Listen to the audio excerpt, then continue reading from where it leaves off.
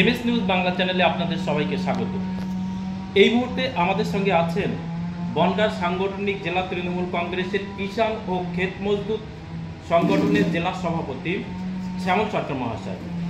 শ্যামলবাবু, পশ্চিমবঙ্গে কৃষকদের পাশে সত্যি কি মমতা বন্দ্যোপাধ্যায় সরকার আছে? এবং এই প্রশ্নটা তো এক কথায় যদি দিই তাহলে বলতে হয় শিবন নন্দীগ্রামের লড়াই, সেখানে শিল্পের নাম করে চাষির ফসলকৃত জমি তখন তৎকালীন বামফ্রন্ট সরকার একেবারে জোর করে কেড়ে নিচ্ছিল।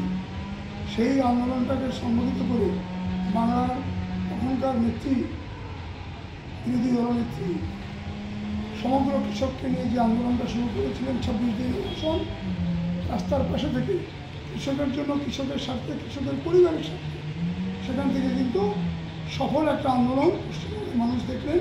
এবং তারপরেই নন্দীগ্রামের আন্দোলন, সেটাও জমির আন্দোলন। এই যে জমির জন্য আন্দোলন, এটাই কৃষকের জন্য মূল আন্দোলন, যার কারণে পশ্চিমবঙ্গের কৃষকের মাথা উঁচু করে দাঁড়াবার জায়গা তৈরি হয়েছে।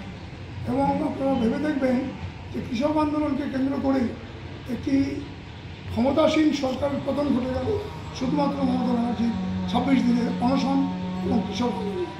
এবং এরই কি ফলশ্রুতিতে এই কৃষক বন্ধু বা এই সমস্ত প্রকল্পগুলো সমগ্রটাই কৃষকের স্বার্থে।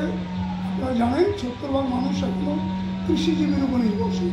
সেই মানুষগুলোর কাছে অর্থনৈতিক স্বাবলম্বী করে তুলবার জন্য কৃষি যন্ত্রপাতি, কৃষি সহায়ক জিনিসপত্র, সার, বীজ, ধান একটু পৌঁছে দেওয়া, বিভিন্ন আমপান, আয়লা, বিভিন্ন যে আমাদের প্রাকৃতিক বিপর্যয়, তার মধ্য দিয়ে সরকারের পরিষেবা পৌঁছে যাওয়া, ব্যাংক অ্যাকাউন্টের মধ্য দিয়ে চাষিকে নিজের পায়ে ঘুরে দাঁড়াবার জন্য এই যে পরিষেবা পৌঁছে দেওয়া, এটা একটা মাস্টার স্ট্রোক।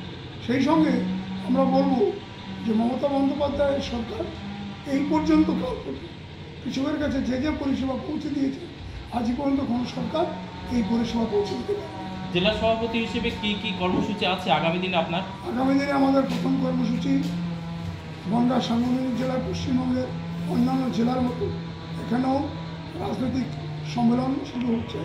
আগামী 22 তারিখ বেলা 2টো থেকে 5টা পর্যন্ত গাইঘাটার ঠাকুরনগর বাজারে পরিণীতা লজে, যেটাকে আমরা নাম করেছি বনগাঁর জননেতা গোবিন্দ দাসের স্মৃতিতে গোবিন্দ দাস নগর, সেই কক্ষে আমরা 2টো থেকে 5টা পর্যন্ত কৃষকদের সম্মেলন জেলাওয়ারি উপস্থিত থাকবেন রাজ্যের সভাপতি পূর্ণেন্দু বসু, প্রাক্তন মন্ত্রী বা কারিগরি শিক্ষা দপ্তরের রাজ্য চেয়ারম্যান এবং মন্ত্রী শ্রীকান্ত মাহাতো, তিনি আসছেন। সেই সঙ্গে আমার রাজ্য জেলা নেতৃত্ব সকলেই থাকবেন। ধন্যবাদ। নমস্কার।